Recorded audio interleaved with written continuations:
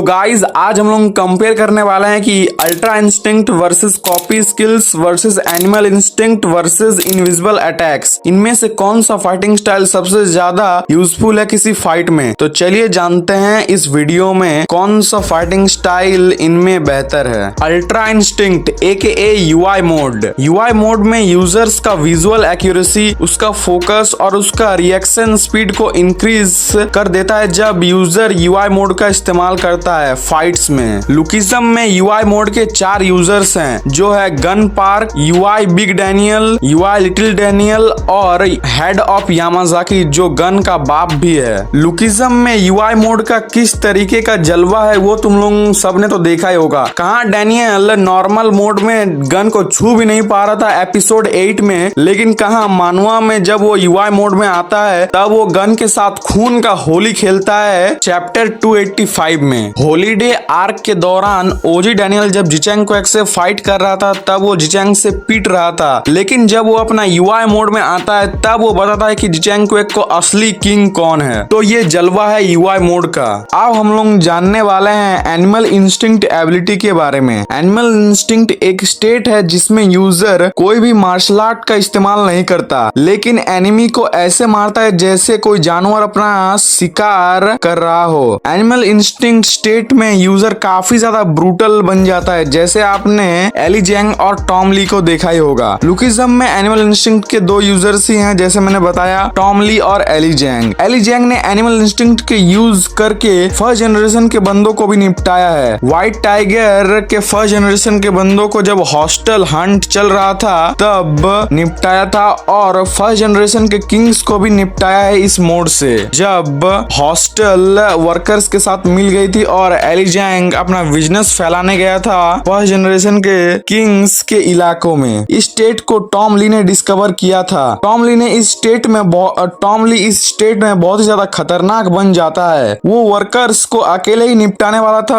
Workers के second affiliate arc में, और टॉम ने इस स्टेट की मदद से गो किम से भी लड़ चुका है जब गो अपने स्वॉर्ड का इस्तेमाल कर रहा था। फिर भी टॉम बियर हैंडेडली गो को इतना ज्यादा घायल कर देता है कि वो अपने मरने की हालत में भी आ सकता था गो किम। तो यही था एनिमल इंस्टिंक्ट का पावर। अब हम लोग देखने वाले हैं कि कॉपी स्किल्स कितना ज्यादा ताकतवर है, और अब हम लोग डिस्कस करने वाले हैं कॉपी स्किल्स के बारे में। कॉपी स्किल एक टेक्निक है जिससे यूजर ओपोनेंट के मूव्स या फाइटिंग स्टाइल को कॉपी कर सकता है। कॉपी स्किल्स यूजर की उतनी ही बेहतर होगा जितना उस यूजर के पास कॉपी करने का एक्सपीरियंस होगा। लुकिज्म में 4 कैरेक्टर हैं जिनके पास कॉपी स्किल है: जिनयूंग पार्क, बिग डैनियल, ओजी डैनियल और जोहान सियोंग। जिनयूंग पार्क ने कॉपी स्किल्स से गैप्रियम किम, टॉम ली और प्री जनरेशन और फर्स्ट जनरेशन के अनगिनत बंदों के मूव्स को कॉपी किया है, जिस वजह से जिनयूंग पार्क फिस्ट गैंग का 3rd नंबर का भी बंदा था। ओजी डैनियल ने कॉपी स्किल से James Lee, legend of first generation, Jichang Kwak, king of Seoul, former king of Seoul और किंग ऑफ चंगचियोंग, और Gun Park, demon of second generation और टेसोमा, किंग ऑफ एंसन। ऐसे खतरनाक बंदों के moves को कॉपी किया है ओजी डैनियल ने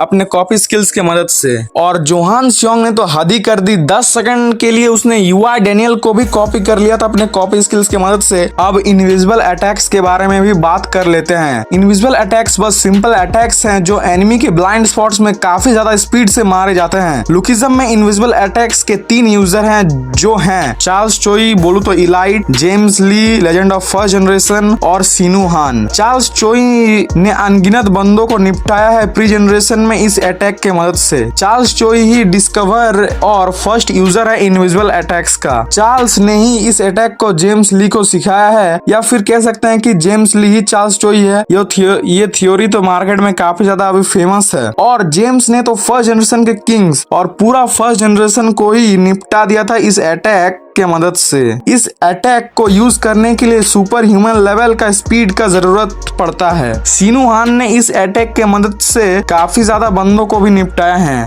सेकंड जनरेशन के। जैक किम बहुत रेयरली इस अटैक को देख पाया था गैप्रियम किम के जीन्स की वजह से। सिनु हान ने भी इस अटैक पर मास्टरी हासिल की है। तो यही थे ये चारों स्किल्स के बारे में ब्रीफ इंफॉर्मेशन। अब चलिए इन चारों स्किल्स को कंपेयर करते हैं हम लोग और देखते हैं कि कौन सा स्किल बेहतर है। तो अब हम लोग कंपेयर करने वाले हैं इन चारों स्किल्स को। देखो मैं पहले ही बता देता हूँ कि स्किल्स पे डिपेंड नहीं करता, यूजर पे डिपेंड करता है। अगर यूजर स्ट्रांग होगा तो स्किल्स भी अपने आप स्ट्रांग होगा, और अगर यूजर वीक होगा तो स्किल्स भी वीक ही होगा। इन चारों स्किल्स में कॉपी स्किल सबसे ज्यादा बेहतर है किसी फाइट में। ये मैं क्यों कह रहा हूँ अभी मैं बताता हूँ। कॉपी स्किल से तुम दूसरे के एबिलिटी को कॉपी कर सकते हो। जैसे जोहान सियोंग ने यूआई डैनियल को कॉपी कर लिया था 10 सेकंड्स के लिए, और डैनियल ने इनविजिबल अटैक्स को कॉपी किया था, और जिनयोंग पार्क ने भी टॉम ली को कॉपी किया था। अब कुछ लोग कह सकते हैं कि डैनियल ने तो इनविजिबल अटैक्स को परफेक्टली कॉपी नहीं कर पाया था, लेकिन अगर वो अपना दूसरा बॉडी मतलब बिग डैनियल में होता तो वो इनविजिबल अटैक्स को परफेक्टली कॉपी कर लेता और जिचेंग क्वेक को